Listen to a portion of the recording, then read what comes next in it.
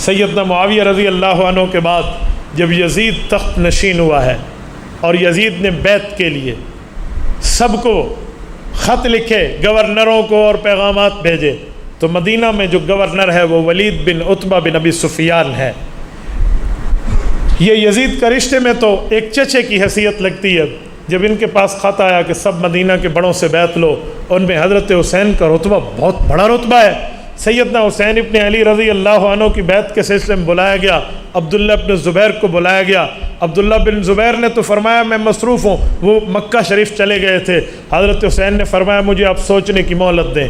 میرے دوستوں میں یہاں ایک ساتھ جملہ کہتا جاؤں، حضرت حسین رضی اللہ عنہ نے جو سوچنے کی مہلت دی ہے، وہاں سے مکہ مکرمہ کا سفر کیا ہے۔ یہ جو مکہ آئے ہیں، حضرت حسین نے بیعت سے انکار کر کے مکہ مکرمہ آئے اور وہاں سے کربلا اور وہاں سے عراق تشریف لائے ہیں۔ اس پر ایک غلط فہمی اپنے ذہن سے نکال لیں۔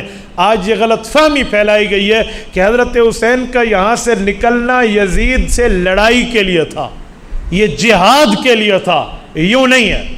میں بتاؤں گا یہ سفر کیوں ہے، لیکن پہلے میں اس غلط فہمی کو ختم کر دوں۔ اگر یہ جہاد کے لیے تھا، اگر اس وقت لڑائی کے لیے تھا، تو حضرت حسین اپنی بیوی بچوں کو ساتھ لائے ہیں یا نہیں لائے؟ بولیے، گھروں کی خواتین کو لائے ہیں یا نہیں لائے؟ خواتین کو ساتھ لے کر جہاد کیا جاتا ہے۔ آج کشمیر کے حالات خراب ہیں، جب ابھی بارڈر پہ جانے کا حکم آ جائے تو ہمارے فوجی اپنی بیوی بچوں کو لے کر جائیں گے؟ بولیے، تو یہ بیوی بچوں کو ساتھ لے کر کیوں گئے؟ تاریخ کو مسخ کیوں کرتے ہو؟ جھوٹ کیوں بولتے ہو؟ حقیقت بتائیں کہ کس لیے نکلے تھے۔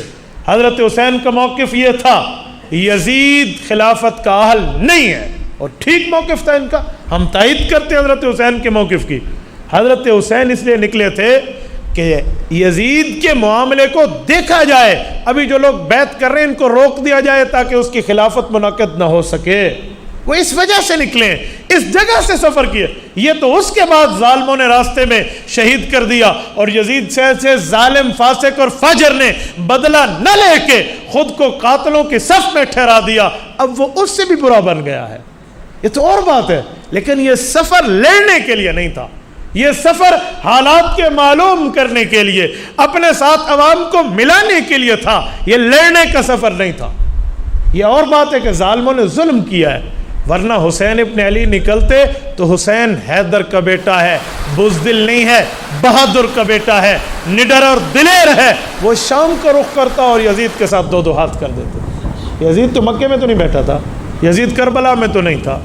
تو یہ ایسی بات دنیا میں پھیلا دی گئی۔ میں سمجھتا ہوں یزید قتل حسین میں شریک ہے، فاسق فاجر ہے، نہ میرا اس سے کل واسطہ نہ آج واسطہ، بلکہ امیر شریعت سید عطا اللہ شاہ بخاری کی زبان میں کہوں، کوئی مسلمان خود کو یزید نہیں کہلوا سکتا۔ لیکن اس کا مطلب یہ نہیں ہے کہ حضرت حسین کے سفر پہ جھوٹا الزام لگا دیا جائے۔ دیکھو، مخالف جتنا بھی ہو لیکن بولنا تو سچ چاہیے۔ یزید ظالم بنا ہے قتل حسین کے بعد، یزید غلط بنا ہے قتل حسین کے بعد۔ یہ نہ کہنا کہ پہلے قاتل تھا، ابھی تو حضرت حسین زندہ سلامت موجود ہے، تو پہلے قاتل کیسے تھے؟ حضرت حسین ابن علی کا سفر ہوتا ہے مدینہ منورہ سے مکہ معظمہ۔ مکہ معظمہ میں آ کر انہوں نے حالات تسلیم کیے، دیکھا، پتہ چلا، کہا مجھے تو عراقیوں نے خط لکھے ہیں اور خطوں کے ڈھیر آئے ہوئے ہیں، لہٰذا مجھے ان کے پاس جانا چاہیے کہ بات کیا ہے۔ اگر یہ میری بات کی وجہ سے راہ ہدایت پہ آتے ہیں تو بالکل ٹھیک ہے۔ سیدنا حسین ابن علی رضی اللہ عنہ کو مشورہ دیا جاتا ہے، حضرت عمر کا بیٹا عبداللہ مشورہ دیتا ہے، حضرت عباس کا بیٹا عبداللہ مشورہ دیتا ہے، حضرت زبیر کا بیٹا عبداللہ مشورہ دیتا ہے۔ یہ عبداللہ بن عباس، عبداللہ بن زبیر اور حضرت عبداللہ بن عمر رضی اللہ عنہم یہ مشورہ دیتے ہیں۔ عراقی بڑے ظالم ہیں، وعدے کے بڑے کچے ہیں، یہ پکے لوگ نہیں ہیں، آپ کو ان کے پاس نہیں جانا چاہیے، آپ جس شخصیت کے لوگ ضائع کر دیں گے، آپ کے ساتھ دھوکہ کریں گے۔ حضرت حسین فرماتے ہیں میرے پاس اتنے خطوط آئے ہیں، اب انکار کی گنجائش کیا؟ سینکڑوں کی تعداد میں خط تھے۔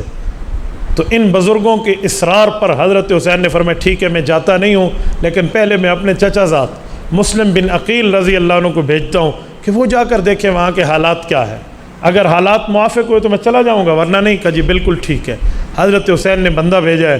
جب یہ وہاں پہنچے اس وقت تک یہ کوفی بے ایمان نہیں ہوئے تھے، اس وقت تک یہ وعدہ خلاف نہیں ہوئے تھے، اس وقت تک یہ بے وفا نہیں ہوئے تھے۔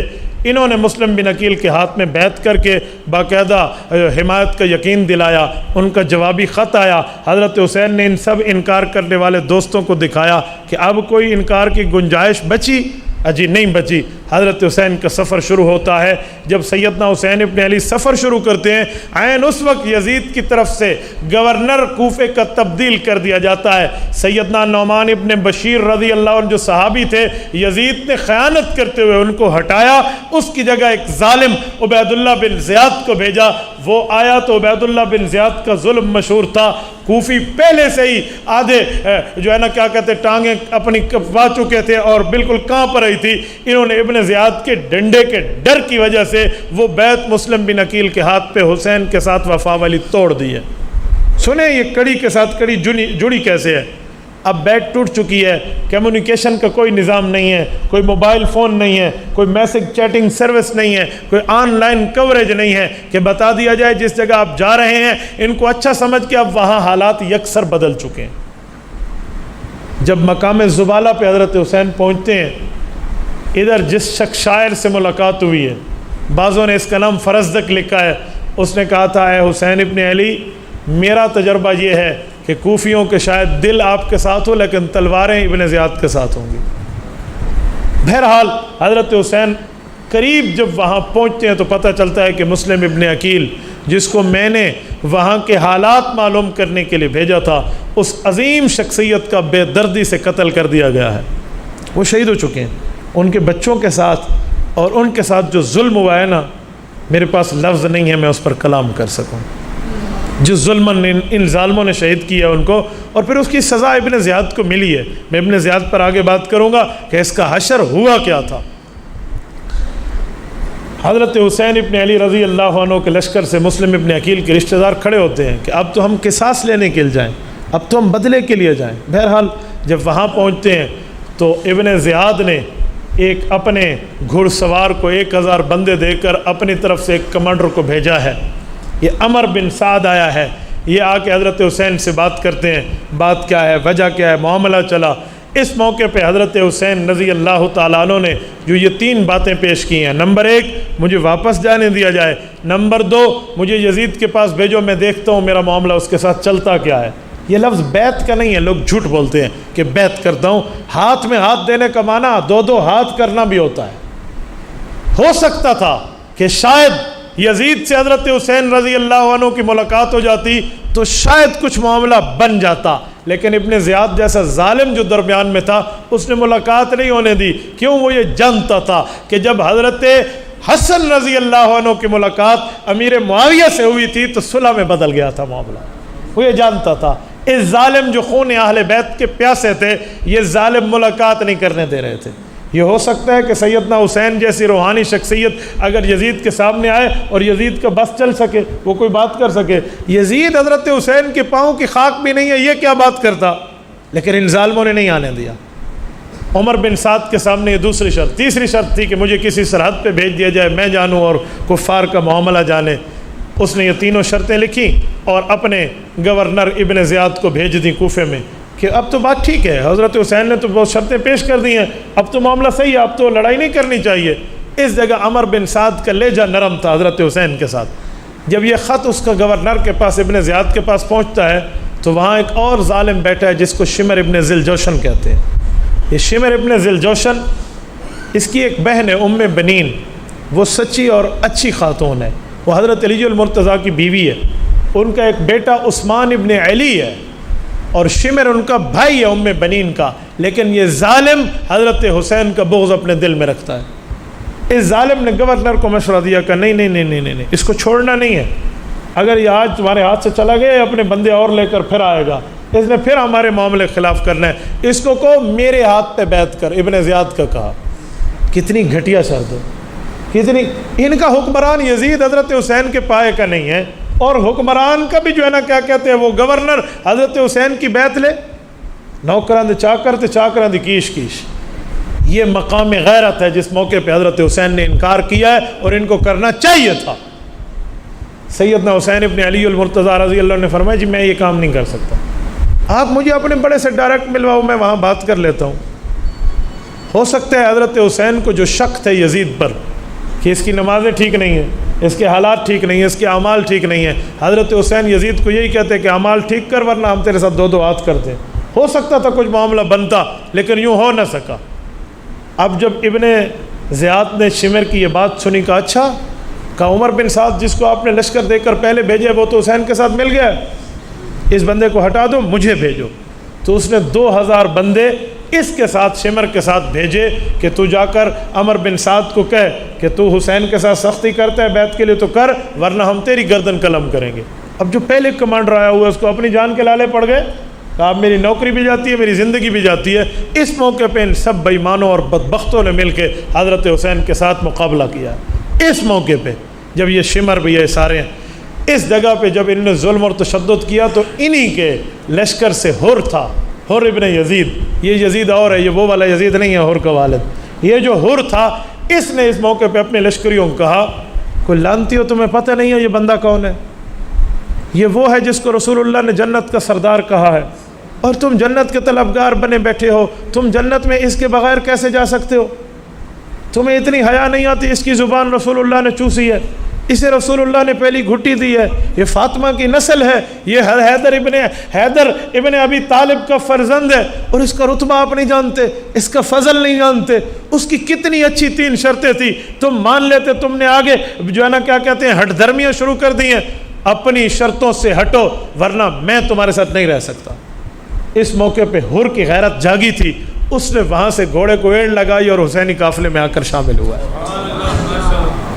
ایسے ظالموں سے حر نکلا کرتے ہیں. اور وہ بندہ جب تک حضرت حسین کی شہادت حمایت میں شہید نہیں ہوا نا، وہ واپس نہیں گیا وہاں سے. شہادت کے بعد اس کو قبرستان لے جایا گیا ہے. تو اس جگہ یہ جنگ ہے. اس جنگ میں سراسر جن لوگوں کا ہاتھ ہے وہ یہ کوفی ہیں، وہ یہ ظالم ابن زیاد ہے، وہ شمر ہے. ان لوگوں نے آ کر معاملے کو خراب کیا اور بات بننے نہ دی. سیدنا حسین ابن علی رضی اللہ عنہ کی شہادت کے بعد ظلم دیکھیں. جب ابن زیاد کے دربار میں حضرت حسین رضی اللہ عنہ کا سر مبارک رکھا گیا تھا تو وہ لاٹھی سے اشارے کر کے ہونٹوں پہ مار رہا تھا. کہتے اس وقت حضرت حسین کی داڑھی مبارک وسمہ، یہ یمنی مہندی ہے، اس کے ساتھ رنگی ہوئی تھی. تو اس نے اشارہ کیے تو ایک بوڑھے صحابی رسول حضرت زید ابن ارقم رضی اللہ عنہ بیٹھے ہیں. یہ وہ زید ابن ارقم ہے جب کافروں نے اپنا پارلیمنٹ دار الندوہ سے بنایا تھا تو اس زید کے والد ارقم نے اپنا گھر دار ارقم کہہ کر حضور پاک کا پارلیمنٹ بنایا تھا. یہ اس وقت بہت بوڑھے تھے. انہوں نے کہا یا ابن زیاد، اللہ اکبر، ترمذی میں لفظ موجود ہے، کہو ظالم عارض عن قضیبک ولقد رأیت رسول اللہ صلی اللہ علیہ وسلم مرارا یلازمہ. کہا اپنی اس لاٹھی کو اے بدبخت یہاں سے ہٹا دے، میں نے ان ہونٹوں کو کئی بار رسول اللہ کو چومتے دیکھا، کئی بار حضور پاک علیہ السلام کو چومتے دیکھے، اپنے یہاں سے ہاتھ ہٹا لو. اس کے بعد ان ظالموں کو ظلم دیکھیں. انہوں نے لشکر شام بھیجا ہے یزید کے پاس. یزید کی سب سے بڑی خامی جو اس کو برباد کر کے لے گئی ہے اور دنیا آج یزید پر جو ہے نا کیا کہتے ہیں تف کر رہی ہے، اس کی بنیادی وجہ یہ ہے جب اس کو قتل حسین کی خبر ملتی ہے تو اس کو چاہیے تھا یہ ان قاتلین کا کلا کما کرتا، یہ حضرت حسین رضی اللہ عنہ کے قتل کا بدلہ لیتا. نواس رسول کی شہادت، ان سب کے خونوں سے حسین کا پسینہ افضل تھا، کوئی عام بات تو نہیں تھی. لیکن اس نے کیا بدلہ لیا ہے؟ صرف لان تان بدلہ ہوتی ہو تم ظالموں کو اللہ ذلیل کرے ہو، کیا کر دیا یوں کہہ کے یزید نے بات ختم کی ہے. اس سے سمجھ آتے ہے کہ تو اندر سے قاتلوں کے ساتھ ملا ہوا ہے، اس سے سمجھ آتے ہے کہ تیرے معاملے خراب ہیں. اس نے تو کچھ نہیں کیا وہاں.